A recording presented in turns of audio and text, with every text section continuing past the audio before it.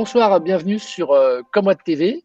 Et ce soir, on a la chance d'accueillir Myriam Lacombe, qui nous a fait la gentillesse de bien vouloir nous animer avec nous ce café débat pour effectivement nous parler du solaire qu'on a connu, du solaire qu'on va connaître. Et donc, Myriam, je te laisse te présenter en quelques mots brièvement pour dire un petit peu ce que tu as fait et qui tu es pour ceux qui ne te connaissent pas encore. Bonjour à tous, merci de vous être connectés donc à Comwat. En ce qui me concerne, j'ai toujours été dans l'industrie, IBM, sauf BCG, Boston Group, et ensuite Arcelor. Et j'ai vécu donc plusieurs années en Asie, qui m'ont fait comprendre qu'en Europe, on est très, très en retard donc, dans le solaire. Et donc, quand je suis revenue en Europe, eh bien, j'ai monté une société qui, au début, faisait que des benchmarks pour les grands groupes, c'est-à-dire il y a 15 ans, 17 ans. Donc, on faisait que des benchmarks sur les panneaux solaires, avec d'ailleurs la plupart des usines qui n'existent plus.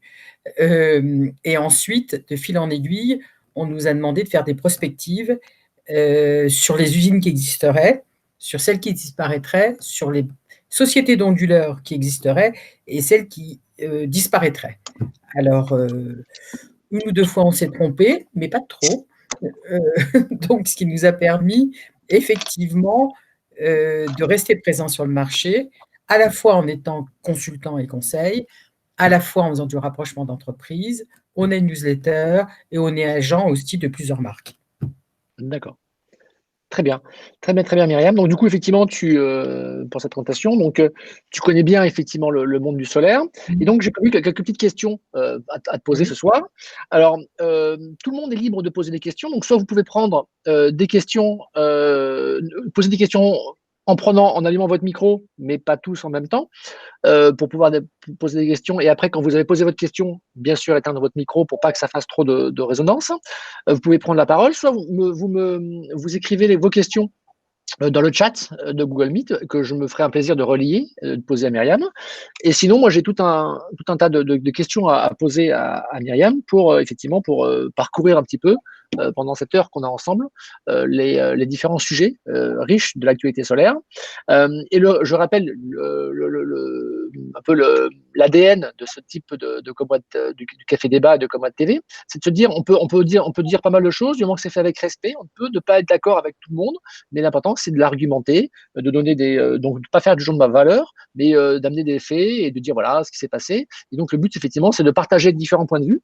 On n'est pas des bénis oui-oui à dire on n'est pas forcément tous du même avis. Il peut y avoir des choses différentes, mais du moment que c'est dit avec respect et dans l'ordre, on est prêt à entendre pas mal de choses. Et le but, c'est effectivement, à Comwat TV, c'est pas avoir de langue de bois, de dire les choses, parce que c'est vrai que en France, on est toujours, des fois, on essaie on veut pas vexer les gens, donc on prend des chemins un peu détournés, et ça prend vachement de temps. Le but avec Myriam, c'est que Myriam, elle n'a pas sa langue dans sa poche, elle va droit au but, et ça permet effectivement de gagner du temps, parce qu'effectivement, c'est une course de vitesse, transition énergétique, et ceux qui sont trop lents, ils vont disparaître, et l'idée, c'est qu'on ait les bonnes infos au bon moment et d'aller vite. Ça permet effectivement de faire des choix qui sont parfois les choix qui sont des choix très efficaces pour pouvoir effectivement avancer sur ce marché qui bouge beaucoup. Ok, alors mes premières questions, Myriam, je te propose de faire un petit retour en arrière, de commencer effectivement pour que les gens se remettent bien un petit peu, comprennent un petit peu le futur, partir un peu du passé pour savoir ce qui s'est passé. 2003-2010, c'est le décollage de la fusée PV en France. Donc c'était sous Jacques Chirac, je crois, qui a donné le premier avec Villepin, juste avant la fin de mandat. Ça, c'était le décollage avec les tarifs d'achat. Est-ce que tu peux nous faire un petit rappel de ces premiers, de ce décollage en fanfare et cette explosion de 2010, qui a fini cette période un peu particulière? Alors, en 2003 et 2010, effectivement, on a eu un début qui a commencé un peu n'importe comment, avec des acteurs qui ont disparu mais qui reviennent aujourd'hui, et avec des usines donc qui, pour la plupart, ont disparu, sont revenus et reviennent aujourd'hui aussi. Donc, ça a été des tarifs d'achat extrêmement intéressants. D'un autre côté, il y avait aussi des prix au niveau du PV, du bois de crête et des onduleurs, etc., qui étaient beaucoup plus importants de ce que nous avons aujourd'hui. Et par rapport à ce que nous avons aujourd'hui aussi, il y avait beaucoup d'amateurisme, de gens non compétents. Et sur la région parisienne, par exemple, des gens qui étaient partis du scandale, vous savez, de la taxe carbone, la fameuse, voilà, Oui. et qui se sont convertis avec une interface dans le Bebop et qui sont passés directement au PV. Donc, effectivement, ça a été assez dur à gérer. Il y en a beaucoup qui ont disparu, mais qui ont donné un effet d'entraînement, un effet je veux dire, de croissance dans ce métier, mais qui nous ont aussi un peu décrédibilisés. Oui, effectivement. Donc, il y a eu énormément d'erreurs qui ont été faites, mais ça a aussi été positif parce qu'il y a quand même des sociétés qui existent. NeoM a été faite à ce moment-là. Vous avez Apex qui a été fait à ce moment-là. Vous avez quand même des belles Ouais, sociétés, surtout dans les projets, qui ont été faits, qui ont été créés et qui existent encore. d'accord. Ok, ok. Donc du coup, ensuite, en 2010, il y a eu le moratoire avec effectivement l'éclatement Alors là, d'une ça a été certaine ville. terrible. Mm. Donc c'était terrible, effectivement, avec une perte de beaucoup d'entreprises. Et ensuite, après ce moratoire de 2010, il y a eu une relance du marché sur des fondements plus stables après 2010. Comment tu Alors, l'as vu? Comment tu l'as perçu, je toi? dirais qu'entre 2010 et 2013, oui, il y a eu énormément d'acteurs qui sont partis, mais d'un autre côté, ça a assaini la situation. Je veux dire, D'accord. ça n'a pas été très grave. Et ensuite, 2013-2020, alors il y a eu la relance de marché, il y a eu des rachats de sociétés, et il y a eu effectivement une sorte de stabilité technique qui s'est introduite sur le marché. Il y a beaucoup moins d'amateurs qu'avant. Alors, il y a toujours des amateurs menteurs, mais il y en a beaucoup moins qu'avant. D'accord. Ok, ok.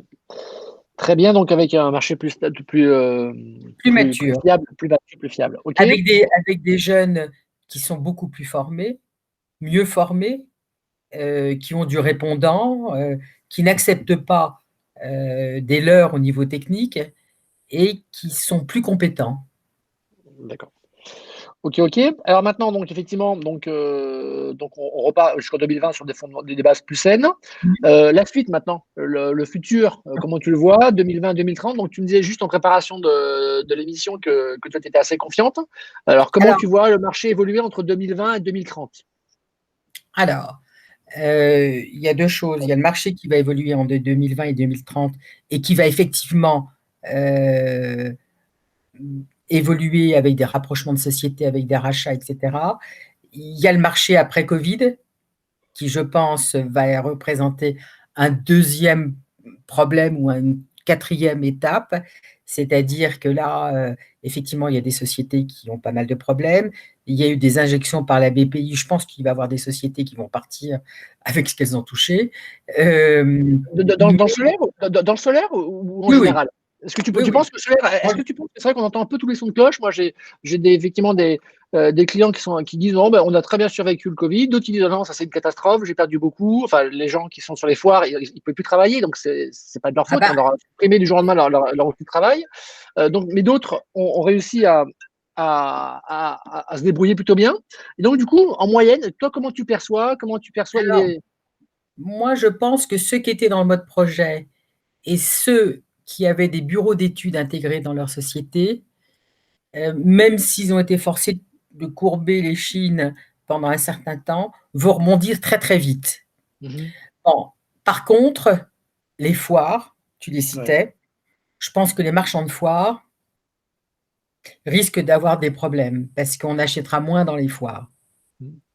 Plus Parce que actuellement, plutôt. on est plus technique, on est plus sérieux et que la vente à la déballe dans les foires, ça se fera beaucoup moins. Ça, c'est très personnel.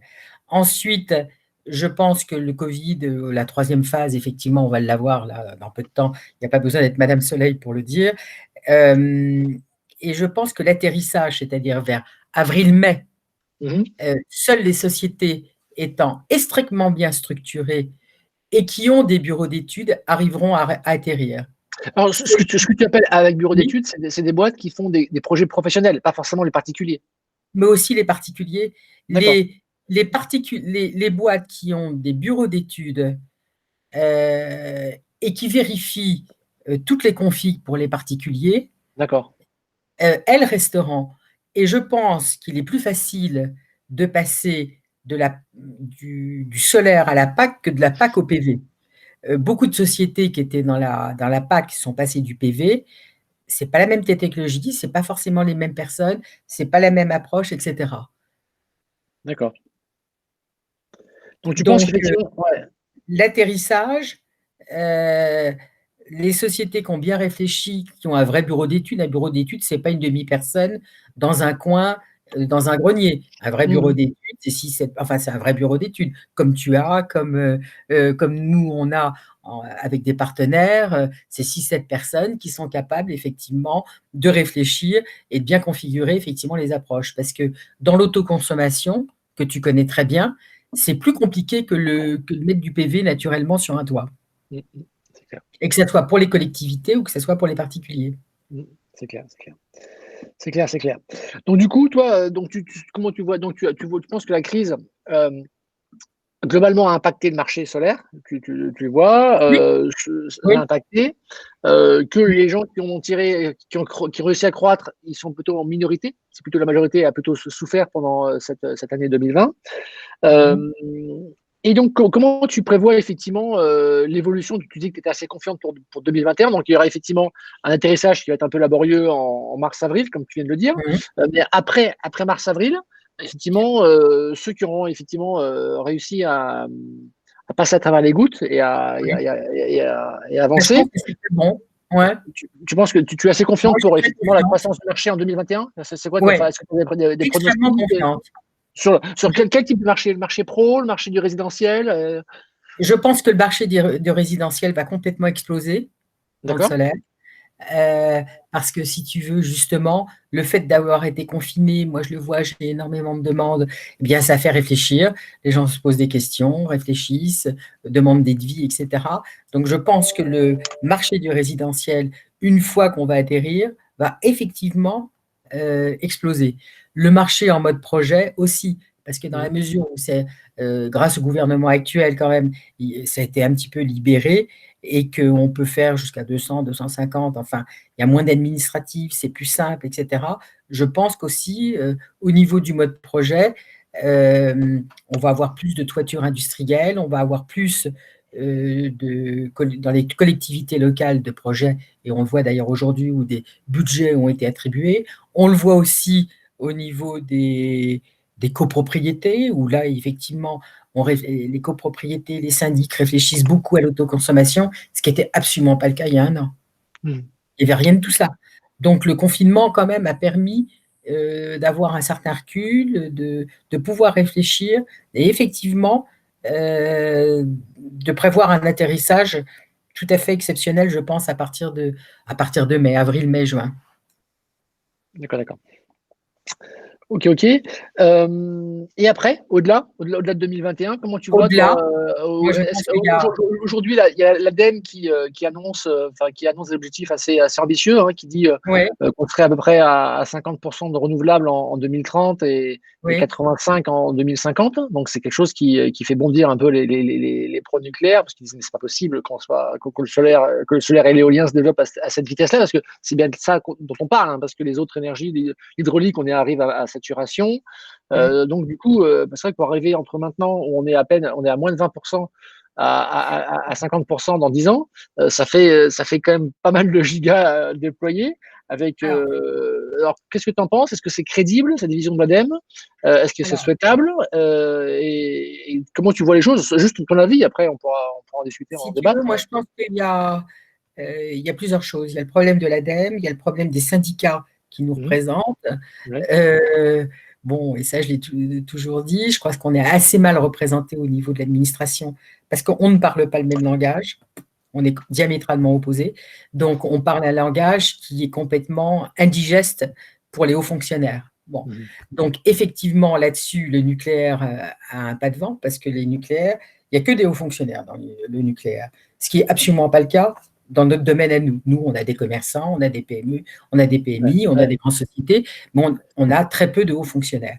Donc, le problème, il y a un problème de langage qu'on n'a pas su adapter, sauf un syndicat, je trouve, qui se débrouille bien et qui a le langage adapté, qui est l'ORA, qui est le syndicat de la région lyonnaise, qui, eux, effectivement, arrivent à avoir un langage qui est digeste et qui est d'une façon digeste vis-à-vis de la haute fonction publique, c'est-à-dire au niveau des sénateurs, au niveau de Paris, alors qu'il y a une incompréhension totale, d'une façon générale, auprès des syndicats qui nous représentent, ce qui n'est pas le cas en Allemagne, ce qui n'est pas le cas en Espagne, ce qui n'est pas le cas en Italie, je présente. D'accord. Ok, donc parce que nous, on n'a pas de ligne véritablement, alors que l'UNCLER en a. D'accord. Il y a quand même le CER et Nerplan qui font des efforts pour essayer de faire bouger les choses, qui rencontrent le ministère toutes les semaines. Mais c'est compliqué pour eux parce qu'ils manquent d'appui, ils manquent de force. Ils ne parlent pas le même langage. Si tu veux, c'est un langage qui n'est pas compréhensible par rapport à ceux qui sont de l'autre côté, contrairement au nucléaire, où ils parlent qu'entre eux, entre hauts fonctionnaires, et là, ils se comprennent. Ce qui n'est pas le cas en ce qui concerne les énergies renouvelables. Oui, ok. Donc, c'est un problème c'est dommage, c'est un problème de français, quoi, finalement. C'est pas un problème technique. Non, mais complètement. J'ai pas pensé à ça, mais c'est une explication. Ok, alors il y a une question de Solarjack qui disait qu'effectivement, dans le retour, dans le déroulé de ce qui s'est passé dans les années passées de Solaire, j'ai commencé en 2003-2010. Il y a Solarjack qui parle de 1980 à 2000. Qu'est-ce qui s'est passé? Alors, je ne sais pas si toi, tu sais ce qui s'est passé avant l'an 2000. Moi, je n'étais pas dans le solaire avant l'an 2000, donc ça fait que 20 ans que je suis en solaire. Moi, je l'étais. Qu'est-ce qui s'est passé avant l'an 2000? Alors, si tu veux, avant l'an 2000, il y a eu effectivement des sociétés dont je parlais tout à fait au début de notre entretien, c'est-à-dire il y a ceux qui se sont lancés à la fois dans les projets et dans le résidentiel, mais d'une façon un petit peu à la hussarde. Voilà. Il n'y a pas de tarif entre les années 80 et 2000, il n'y avait pas de tarif d'achat, il n'y avait rien. Il y avait des tarifs d'achat. Il n'y avait pas de tarif d'achat, mais effectivement, tu as des usines comme Santec qui existaient, qui ont plus ou moins déposé le bilan. Tu as Yingli qui existait déjà. Enfin, tu en avais un certain nombre, si tu veux, qui existaient déjà sur le marché. D'accord, ok. Très bien. Ok, donc voilà, merci pour cette précision.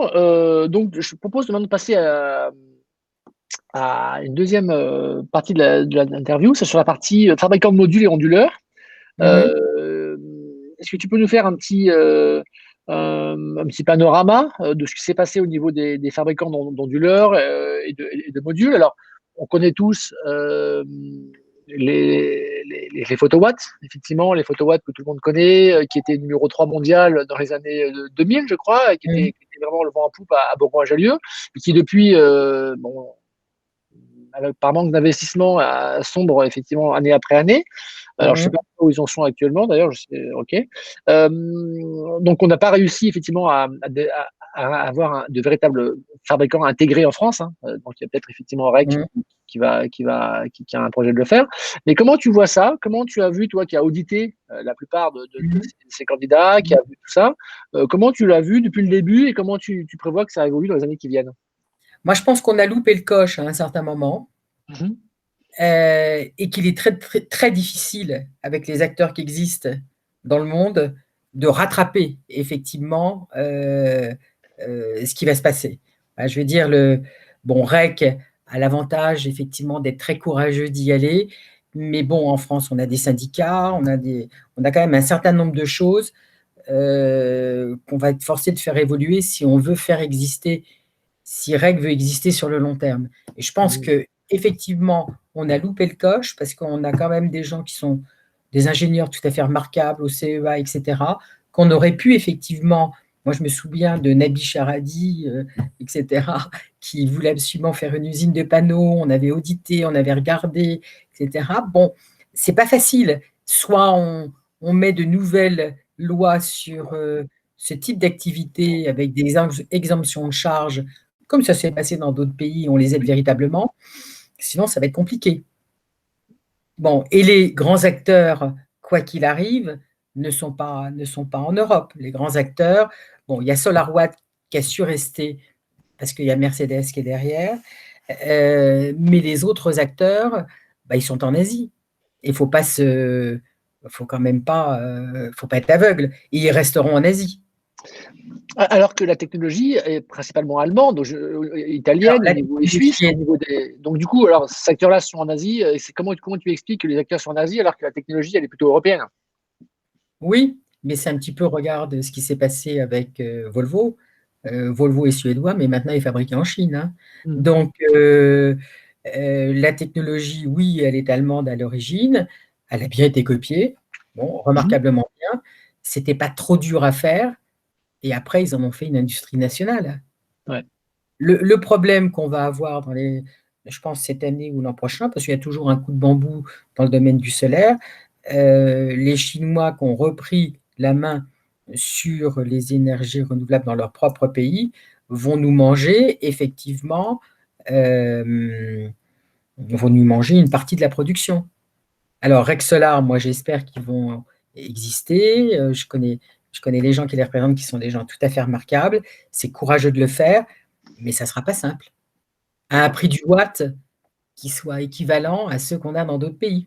Mhm. Et j'espère qu'ils le feront. D'accord, d'accord. Très bien. Et au niveau du paysage actuellement, effectivement, donc, alors juste pendant que tu parles, il y a des petites réflexions sur ta remarque tout à l'heure. Je reviens avant que Oui, les commentaires les chassent.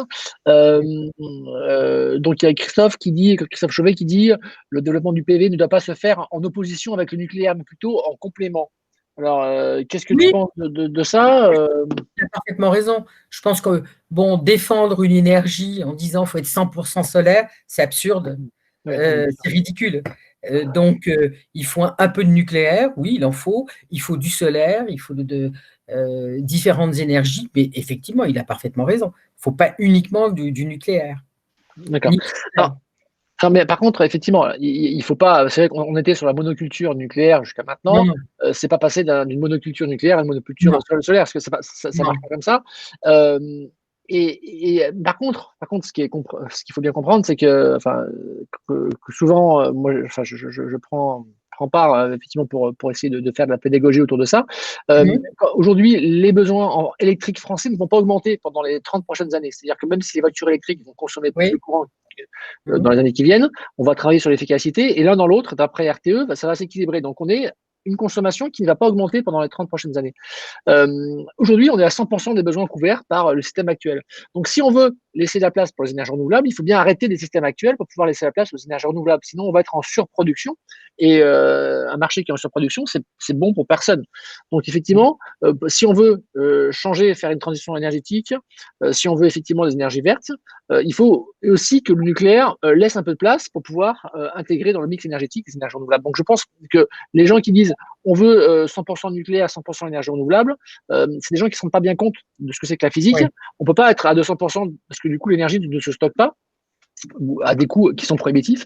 Donc si on veut effectivement laisser une bouffée d'oxygène pour que les PPA existent, pour que les fonctionnements existent, il faut effectivement réduire ce qui sort de la centrale nucléaire et qui sera produit par les renouvelables, et progressivement ce mix va se verdir, mais c'est à ce prix-là et on ne peut pas défendre en même temps le nucléaire et les énergies renouvelables, c'est pas possible parce qu'ils sont tous les deux sur le même marché. Alors, je suis d'accord, mais ce qui se passe aujourd'hui, c'est qu'il n'y a aucune coopération entre le nucléaire et les énergies renouvelables. Bon, le nucléaire a des lobbyistes extrêmement puissants à Bruxelles, à Paris, etc. Les énergies renouvelables, on n'en a pas. Et tant qu'il n'y aura pas une sorte de langage et de fluidité de langage entre les lobbyistes du nucléaire et d'éventuels lobbyistes des énergies renouvelables, les solutions ne sont pas faciles à trouver. Alors, je ne sais pas s'ils peuvent se parler, ces gens-là, parce que c'est quand même sur des Si, modèles économiques très oh, différents. Et donc, il y a oui, toujours oui, moyen. oui, Il y a mais toujours moyen. l'énergie centralisée et décentralisée ont du mal à cohabiter parce que c'est des modèles très différents en termes de fonctionnement, en termes de développement économique, en termes de structure financière. Oui, mais si tu veux, même au niveau des raisonnements économiques et financiers, je pense que il faudrait que des lobbyistes existent effectivement dans notre domaine d'activité qui puissent effectivement avoir un langage, avoir une possibilité de discussion avec les lobbyistes du nucléaire. Ils sont très puissants. Enfin, faut voir Oui, bien sûr, bien sûr. faut voir les bureaux des lobbyistes du nucléaire à Bruxelles, hein. Oui, oui, j'imagine, ouais, j'imagine. Et il y a personne dans notre domaine, hein. Ah, non. Contrairement aux Allemands qui ont des lobbyistes dans les énergies renouvelables, contrairement aux Espagnols et contrairement aux Italiens. C'est clair. Ok, ok. Alors, pour rester sur le sujet effectivement des fabricants de modules onduleurs, quels sont les fabricants qui sont qui montent, ceux qui baissent, ceux qui ont fait des bons choix, ceux qui ont fait des mauvais choix? Toi qui en as vu un paquet, hein, qui les a audités, qui a regardé un peu tout ça, comment tu sens un petit peu que ce monde, cette compétition va avoir lieu? Bah, si tu veux, d'abord, il y a eu quelque chose qui est important qui s'est passé en Asie, c'est-à-dire, et notamment avec le Vietnam, où la France a passé des accords avec le Vietnam. Donc, ce qui permet au Vietnam d'être un peu plus coopérant et d'avoir des relations plus particulières et plus intéressantes avec la France. Bon, en ce qui concerne les grands fabricants, ils sont concentrés à 2, 3, 4. Et puis ensuite, il y a une multitude de sous-traitants, de fabricants moins importants qui tournent autour de ces gros fabricants. Bon, maintenant, le futur au niveau des panneaux, bah, effectivement, c'est plus de puissance, moins de place. Et au niveau des onduleurs, bon, les micro-onduleurs intégrés au panneau, je pense qu'il y aura d'autres choses qui vont arriver dans les 2, 3 prochaines années. Et je pense que c'est provisoire. Et qu'on ne pourra pas mettre. Je pense que ça, c'est une fausse bonne invention. Bon. Les micro-onduleurs, tu ne crois pas aux micro-onduleurs, toi? Tu ne penses pas que c'est une bonne Si, idée? j'y crois, mais j'y crois moyennement intégré au panneau. Pour D'accord. 2 raisons, à la fois au niveau technique et à la fois au niveau du risque que ça représente. Quel risque? Donc, imagine qu'il y a un feu. Enfin, il y a des risques au niveau du feu, il y a des risques au niveau des cambriolages, il y a des risques au niveau de la production, il y a des risques. Enfin, je pense que on va continuer là-dedans parce qu'il faut innover, mais je pense qu'on arrivera à d'autres technologies un peu plus tard. Donc, l'autre technologie, c'est un onduleur centralisé. Alors, il y a des onduleurs comme SolarEdge, comme SMA. Oui, SMA, d'ailleurs, a beaucoup repris ces derniers temps avec de belles innovations. SolarEdge, bon, il y a Huawei. Bon, maintenant, si tu veux que ça soit SolarEdge, Huawei ou d'autres, ce qui est important de voir, c'est effectivement la place qu'ils ont prise sur le marché. OK, pas de problème. Mais ce qui est important de voir dans les 2, 3 ans, c'est le service après-vente. on a du recul là sur les micro-onduleurs quand même. Ça fait des années qu'on en commercialise. Il y a des millions de Oui, micro-onduleurs qui ont été je suis d'accord, commercialisés. mais je parlais des micro-onduleurs intégrés au PV. Oui, mais un micro-onduleur intégré PV, c'est juste un truc qui est avec 4 vis posés sur un panneau. C'est pas, il y a pas non plus, c'est pas très Oui. différent d'un micro-onduleur actuellement. Mm. Non, enfin, tu penses qu'en termes de température, il y a des contraintes différentes, en termes de Oui, vieillissement, ça va pas se passer de la même oui, manière, quoi. Tu oui. penses que tu aurais préféré qu'on laisse les micro-onduleurs plutôt de l'autre côté de la toiture? Absolument, absolument, Tu penses que les écarts de température étaient moins forts et que ça vieillira mieux comme ça, ouais. absolument. D'accord. J'ai vu des rapports qui ont été faits, soit pour EDF, soit au niveau du CEA, effectivement, qui déconseillaient ce genre de choses. Oui, effectivement, Maintenant, après, on teste, hein, à on cause teste. des problèmes de température entre les deux, et effectivement de ce que ça pouvait produire, avec des variations de température comme on connaît quand même ces dernières années Oui, pendant les périodes estivales, etc. ok. Alors, effectivement, au niveau des panneaux solaires, on est vite passé à des panneaux asiatiques. Aujourd'hui, quasiment toutes les cellules sont fabriquées en Asie, hein. Je pense que 95% des cellules, 95%, ouais, 95%, donc c'est énorme. 90%, enfin bon, énorme. Donc même si effectivement il y a des gens qui se disent fabricants de panneaux français, mais en fait c'est des cellules asiatiques, donc comme 95% de la valeur du panneau c'est les cellules, donc Absolument, absolument. c'est un peu prendre le consommateur Mm, pour un mm, idiot, parce qu'effectivement quand on mm, dit Made in France alors que c'est 95% de la valeur est créée à mm, l'étranger, c'est pas trop Made in mm. France. Ça a mis beaucoup plus de temps aux Asiatiques de prendre la place sur le marché des onduleurs.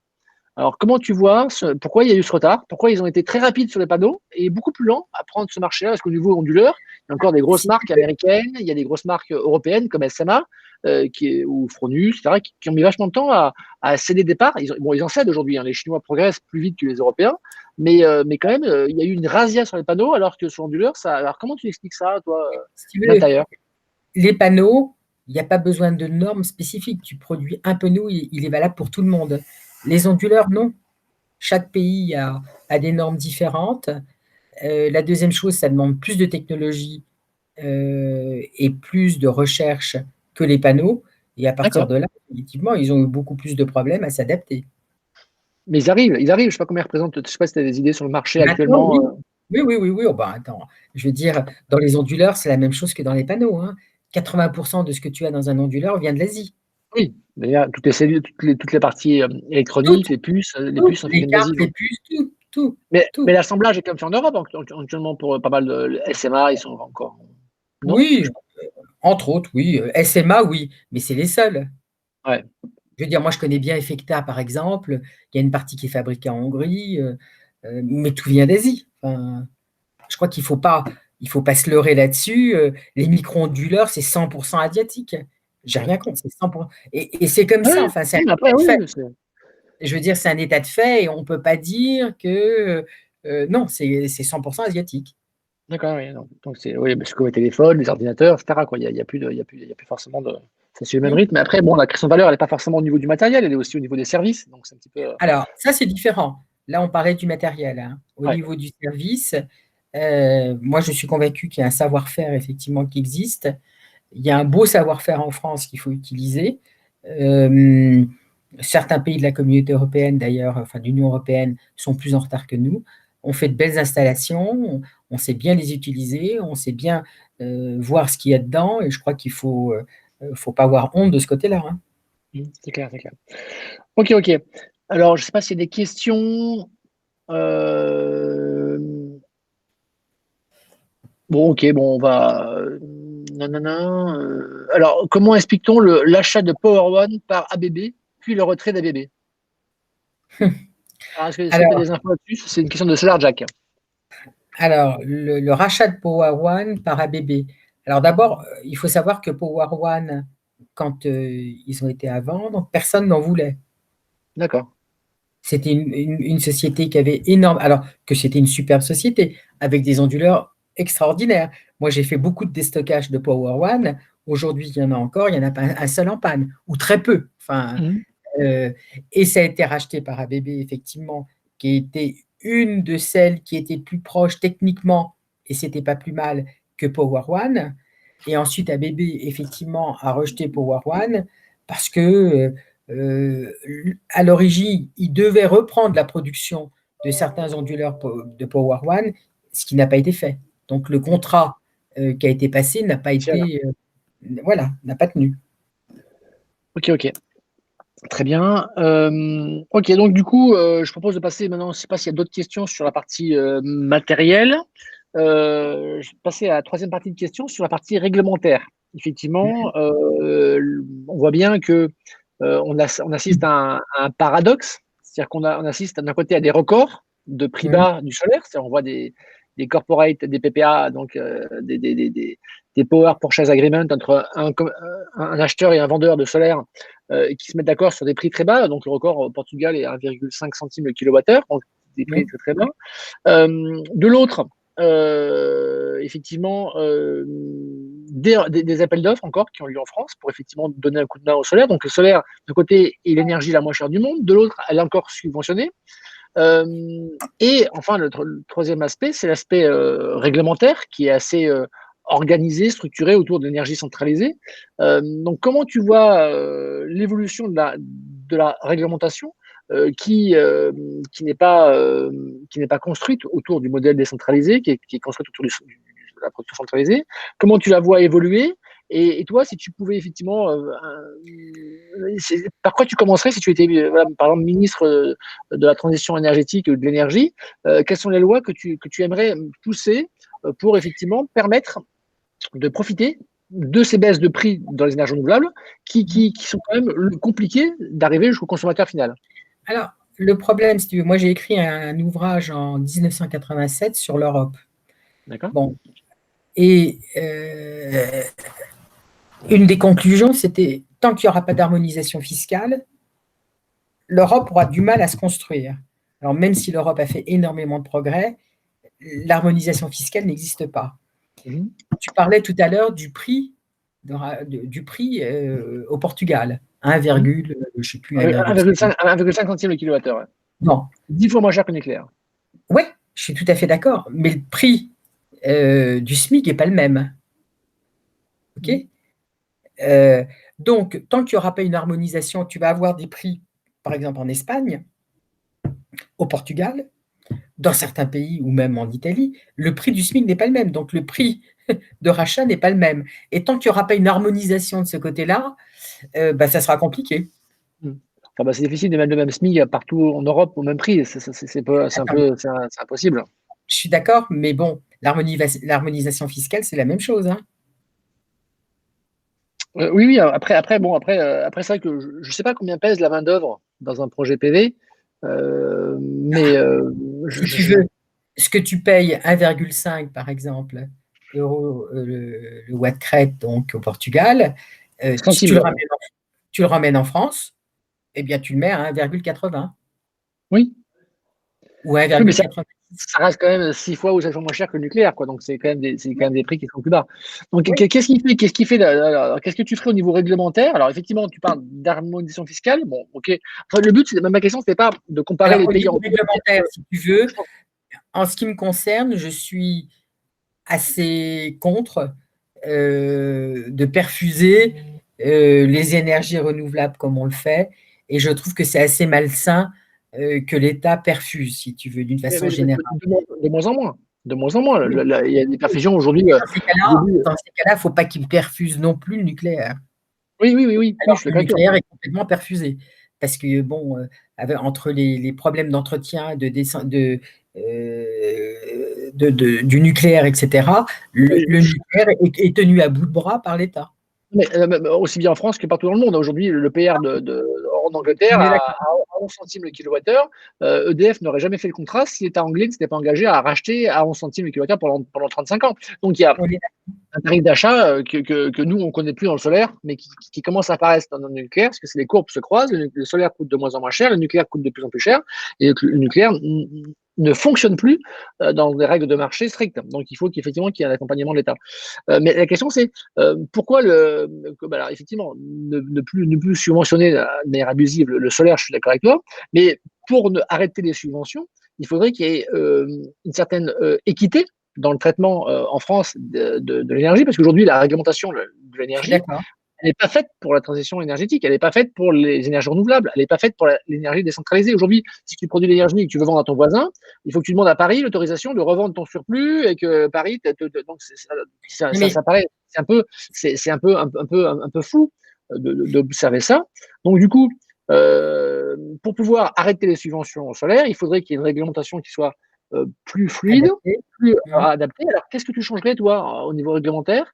Les idées que tu aurais pour effectivement proposer, si tu devais, voilà, si tu prenais l'ascenseur avec le ministre de l'énergie, que tu devais lui proposer quelque chose, qu'est-ce que tu lui dirais? Et c'est Aujourd'hui, quoi pour toi, si tu veux, c'est important de faire? moi, je pense qu'aujourd'hui, et c'est ce que je te disais tout à l'heure, tant qu'il n'y aura pas un dialogue qui sera fait entre les lobbyistes du nucléaire et nous, on n'a pas de lobbyistes, mais enfin, éventuellement des lobbyistes au niveau des énergies renouvelables, ça sera difficile d'avancer. Parce que Ouais. c'est deux mondes qui avancent en parallèle, mais qui ne veulent surtout pas se parler. Et pour trouver une solution, il faut pouvoir se parler. Mmh. D'accord. Donc toi, tu penses effectivement c'est une question de discussion, mais est-ce que tu aurais est-ce que est-ce que tu serais d'accord pour discuter de la péréquation tarifaire? Je ne sais pas si tu veux la Oui, péréquation, la création de timbre-poste. Est-ce que c'est des choses qui sont pour toi euh, gravées dans le c'est marbre à indispensable. toujours? Est-ce qu'il faut les changer? Non, Tu changerais si non, tu voilà, dis-moi. c'est indispensable de le faire. Si on ne le fait pas, de toute façon, on n'aboutira jamais à rien. Donc, tu dis qu'effectivement, tu penses que la péréquation, c'est quelque chose qu'il faut, parce que c'est vrai que c'est quelque chose de presque religieux actuellement, quand tu parles avec des gens Oui, qui sont dans l'énergie, ils disent non, on touche pas à ça, c'est la non, mais base. l'alpha et l'oméga de l'énergie, on n'y touche pas. Mais tant qu'on ne le fera pas, on n'avancera pas. D'accord. Et tu penses qu'effectivement, il faut le modifier. Pour le modifier, il faut aller voir les lobbyistes du nucléaire, mais Tout à eux, fait. ils n'ont pas tellement envie de changer ce genre de choses, parce que c'est Oui. quelque chose qui crée un petit peu un mode de fonctionnement très centralisé, et c'est là-dessus qu'ils gagnent leur vie aujourd'hui. Donc, Le rien jour d'abolir. où, à côté du bureau des lobbyistes du nucléaire à Bruxelles, il y aura un bureau des lobbyistes des énergies renouvelables, je vais dire, les choses changeront. Ils seront obligés de discuter ensemble. Ouais, mais ça va prendre combien de temps, ça? Bah, ça dépend de ce qu'on fait, ça dépend je vais dire, de comment on se structure, etc. Rien n'est impossible. Ouais, ouais, ouais. Ok. Alors, il y a une question de Cédric Dos Santos qui parle Oui. de Time for the Planet. Est-ce que Time for the Planet pourrait effectivement jouer ce rôle effectivement d'ambassadeur, un peu au-dessus de la mêlée, Alors, pour dire, ok, nous, on essaie d'amener un message positif à tout le monde, au nucléaire, au renouvelable, et il propose un mode de société un peu plus vertueuse. Qu'est-ce que tu pourrais nous dire? Parce que toi, alors moi, tu as donné à ce moment. je suis associée dans Time for the Planet. Je trouve que c'est une initiative sympathique et heureuse. Mhm. Je les ai eus plusieurs fois, on a échangé. Euh, je pense qu'il faut les aider, je pense qu'il faut les soutenir. Maintenant, je crois qu'il faut voir comment ils vont se structurer.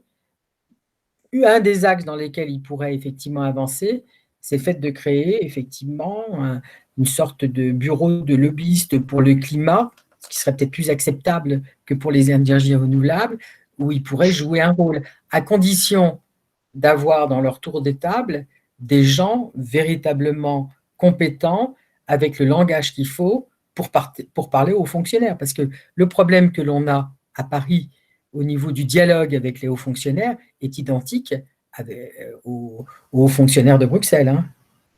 C'est clair, ouais, c'est un problème Donc, de. s'ils le l'ont, eh ben, c'est parfait.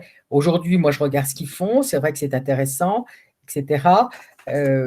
Aujourd'hui même, dans la matinée, j'ai répondu à une de leurs demandes, je le fais gentiment. Maintenant, il faut voir comment ils vont se structurer, si tu veux. Les gens ont participé, c'est un bel aidant national et peut-être international. Maintenant, il faut voir comment ça va se passer. D'accord. Parce que Et leur rôle pourrait être celui-là. Je suis 100% d'accord. donc, les thèmes for the Planet, leur mission, c'est de faire émerger des modèles économiques du futur. C'est ça, un petit peu. C'est de trouver des modes de Alors, fonctionnement qui puissent des trouver modes des. si tu veux, Time for the Planet, effectivement, leur rôle pourrait être de trouver effectivement les intervenants ou les structures add-on pour pouvoir être les représentants, entre guillemets, du climat, dans lequel, bien entendu, les énergies renouvelables pourraient être dans certaines instances internationales. Why not? Ok, Enfin, moi, je suis pour. Ça pourrait être d'accord. ça. D'accord. Euh, Et ça serait dommage que ça ne le soit pas. d'accord, d'accord. Alors après, en France, on a un régulateur d'énergie, on a la Commission de régulation de l'énergie, qui est aussi D'accord? là, normalement, pour essayer Ouais. qui est multi-énergie, multi-business économique. Qu'est-ce que tu penses du rôle qu'ils ont joué jusqu'à maintenant, et qu'est-ce que tu voudrais leur faire jouer comme rôle demain, si tu penses que les rôles qu'ils jouent actuellement ne sont pas Si satisfaisants? tu veux, tous ceux qui sont à la Creux sont des ex du nucléaire. Ouais, Donc voilà, c'est le serpent qui se mord. Enfin bref.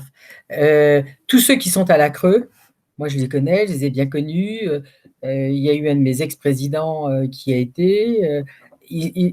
C'est tous des ex du nucléaire. C'est-à-dire, c'est tous des types qui ont été formatés de la même façon, qui ont eu la même idéologie, la même façon de penser, avec les mêmes copains de promo, avec le même langage, avec ouais. voilà. Donc, tu penses que la Creux va La juste Creux, non. ralentir la transition énergétique. C'est pas Oui, quelque chose, c'est pas des gens qui oui, vont nous aider à avancer plus non, vite, hein. non. Ok. À propos de l'autoconsommation collective, Tu Mmh. sais qu'effectivement, il y a eu effectivement les Mmh. députés, donc c'était à l'époque de Mmh. François Hollande, hein, quand il est parti.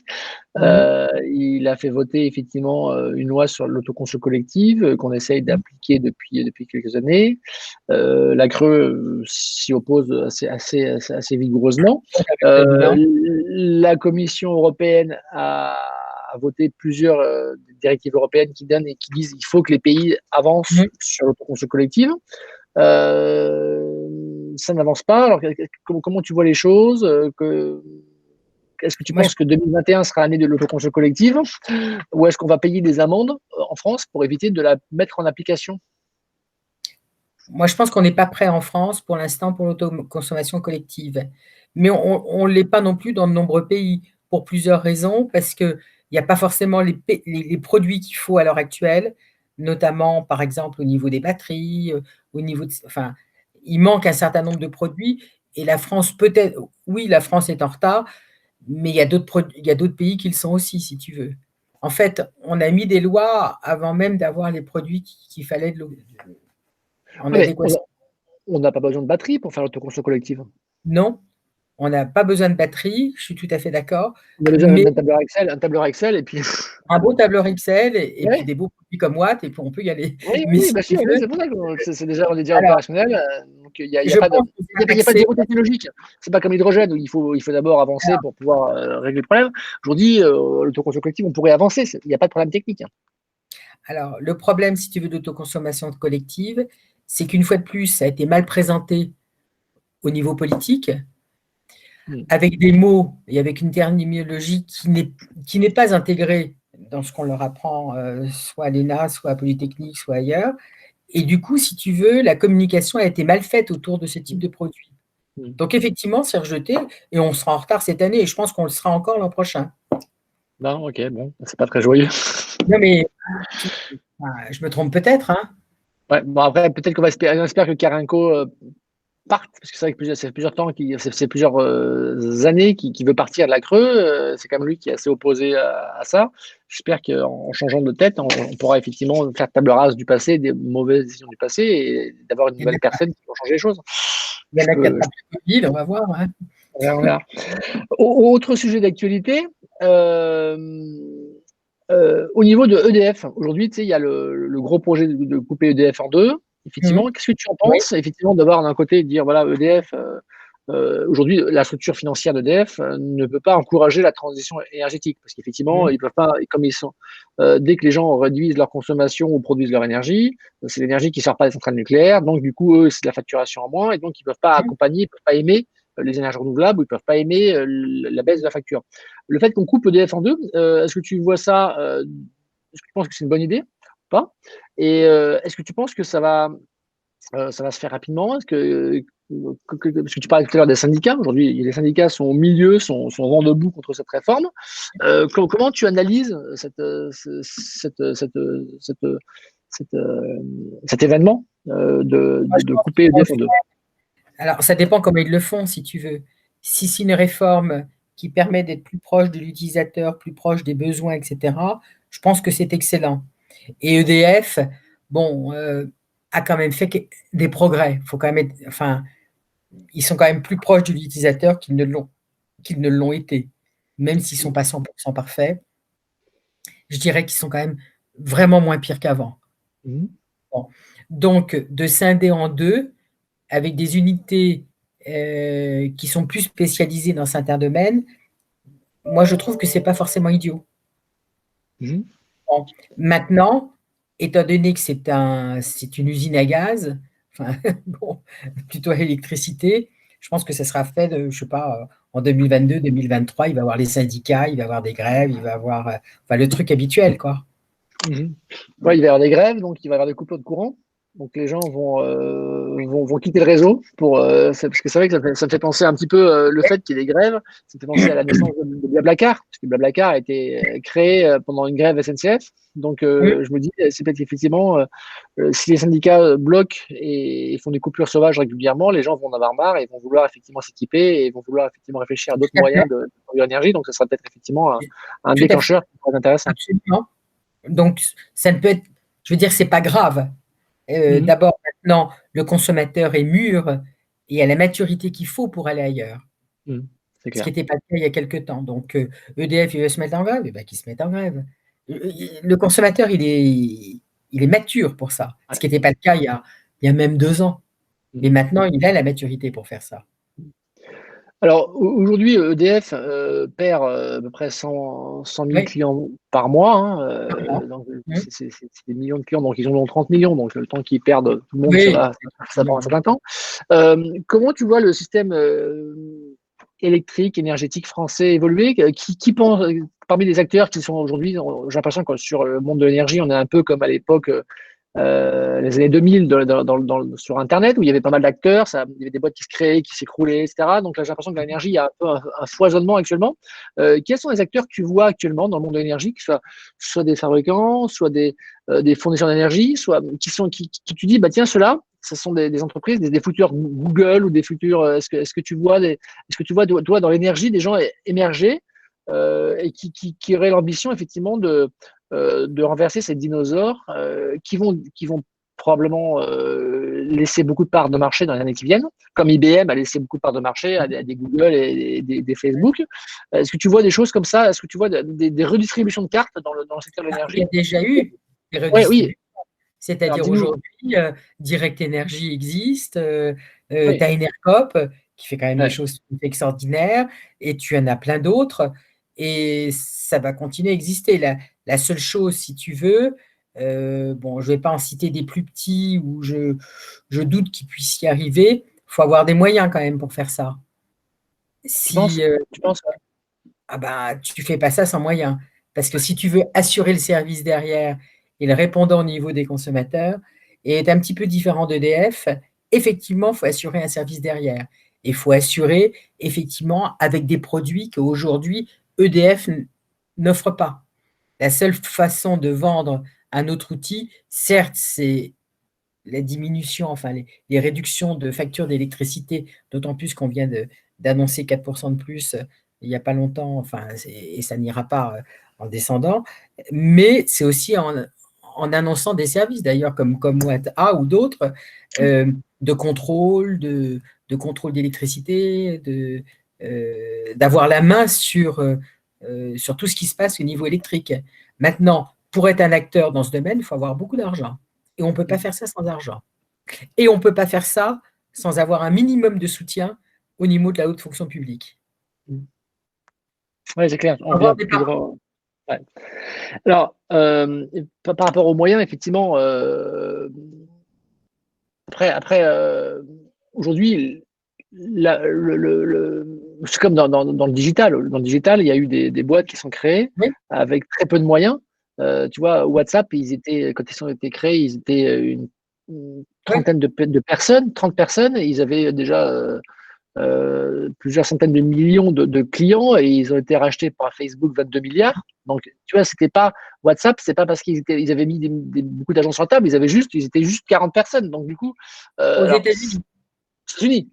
Alors, voilà, c'est vrai que c'est peut-être aussi pourquoi. Non, mais après les mêmes causes produisent les mêmes effets. Les dynamiques en jeu aux États-Unis, on les récupère 10 ans après en France. Donc, il n'y a pas de raison qu'aujourd'hui, demain, des entreprises du digital ou des biotech puissent effectivement.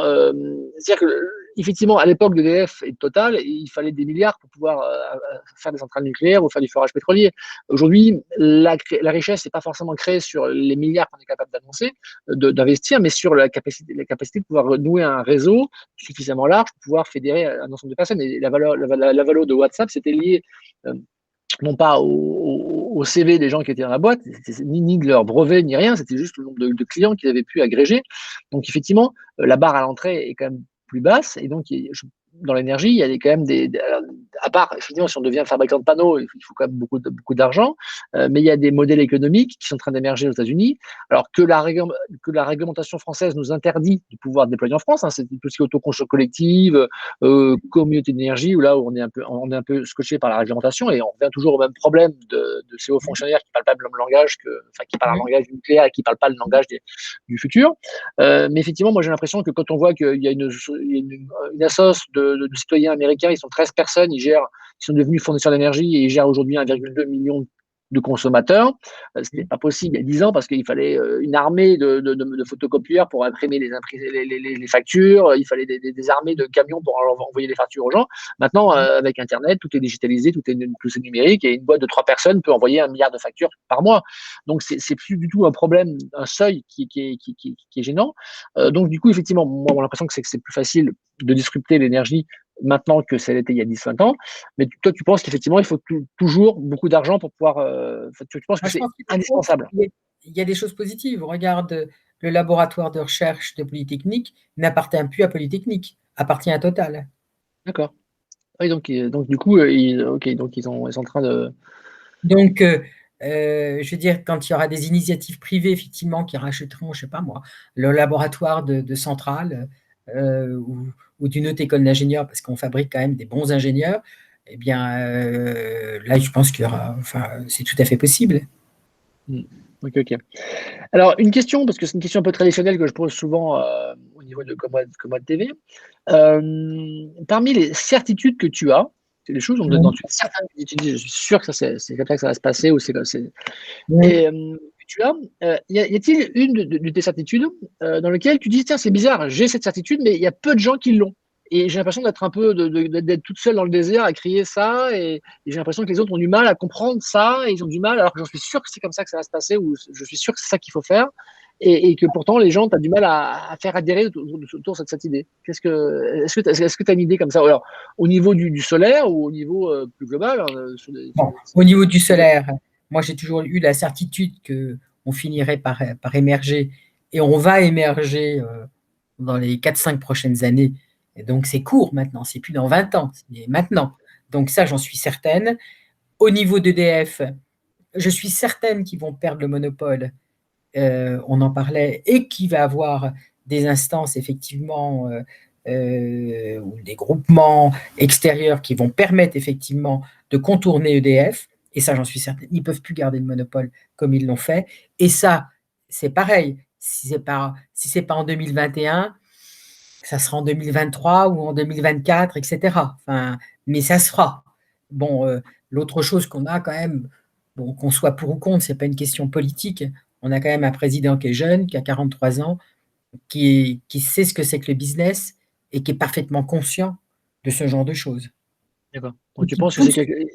Il pousse, enfin, ok, oui, parce que c'est vrai que nous, au niveau des énergies renouvelables, on ne voit pas trop le gouvernement actuel pousser, parce que je ne vois pas grand-chose, notamment sur l'autoconsommation collective, je ne vois pas grand-chose sur l'autoconsommation individuelle, je ne vois pas trop de choses sur la communauté d'énergie. Donc je me dis, tu me dis qu'il pousse, alors peut-être qu'il pousse en secret, ou de manière assez Non, mais subtile, mais par rapport à l'Espagne et l'Italie, par exemple, qui poussent énormément, il est ouais, vrai qu'en France, soit tu as encore les gilets jaunes qui défilent avec le nucléaire, il est forcé de composer, toujours avec ouais. la même chose, si tu veux. Tu as quand même un- un poids omniprésent de pro-nucléaire, de lobbyistes nucléaires, de 58 centrales nucléaires que nous avons encore et toujours. Il ne peut pas non plus taper Oui, non, mais complètement. non, non, mais je ne Ah, jette pas la pierre, non, il n'a pas un boulot facile. non, et c'est pas Il une faut, question d'être pour ou contre. ouais, Il pourrait encore plus freiner que ce qui se passe aujourd'hui. Alors, je suis d'accord, il y a des choses qui ne se font pas.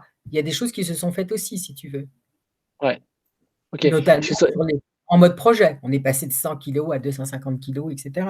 Bon, maintenant, il y a des choses qui ne se sont pas faites, contrairement à d'autres pays. Par exemple, la TVA dans le résidentiel. Je ne comprends toujours pas pourquoi on ne la diminue pas. Ça Ouais. serait mieux de la diminuer plutôt que de filer des subventions à des gens qui ne le méritent pas. Ouais, je comprends.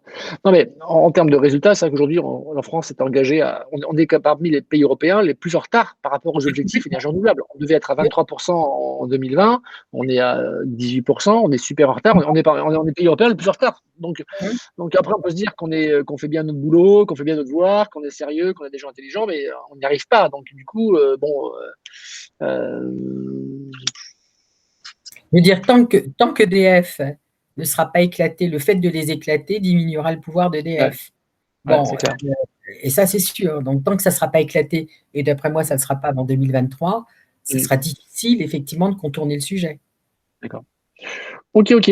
Alors, on arrive à la fin de ce café débat.